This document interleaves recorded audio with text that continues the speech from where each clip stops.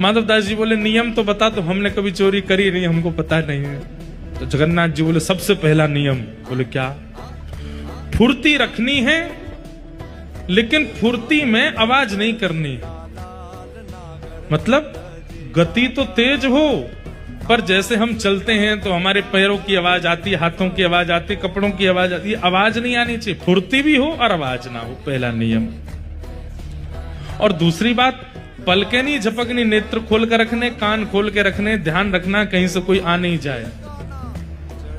बोले अच्छा, और कोई नियम? बोले बब ये दो तुम निभा लेना, बाकी मैं संभाल लूंगा। चलो। माधवदास जी बोले कहां जाएंगे चोरी करने? कौन गोपी, यहां कौन गोपी के यहां जाओगे? बोले गोपी वोपी के यहां नहीं जाएंगे। तो बोले ये जो राजा हैं जगन्नाथपुरी के, इनके बगीचा में खूब सुंदर सुंदर कटहल होते हैं, और देखो ये हमारे लिए भोग लगाने भेजते नहीं है, हमको कटहल खाने का मन कर रहा है, कटहल की चोरी करके आएंगे।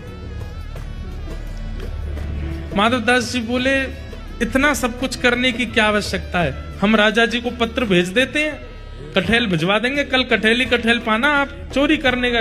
अरे माधवदास फिर तुम वही बात कर रहे हो, तुम कटहल मंगाओ, चलो कह दो राजा से कल एक कटहल भेजे।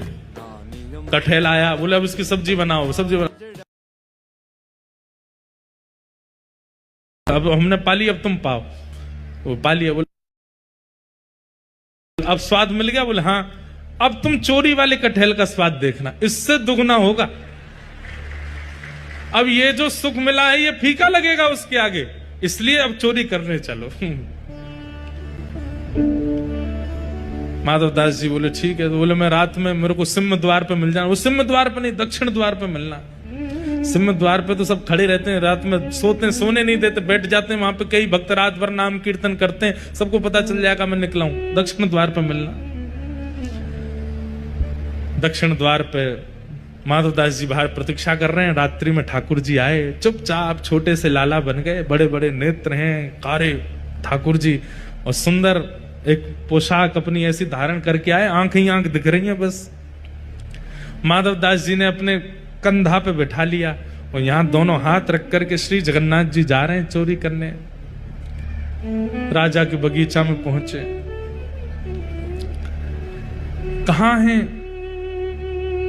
बोले देखो वो सामने कटहल का पेड़ है, वहां चलो। पहुंच गए बगीचा में, अंदर जाकर के जगन्नाथ जी उतर गए नीचे। ठाकुर जी बोले अब ऊपर चढ़ना पड़ेगा, ऊपर से कटहल तोड़नी पड़ेगी। तो माधवदास जी बोले कौन से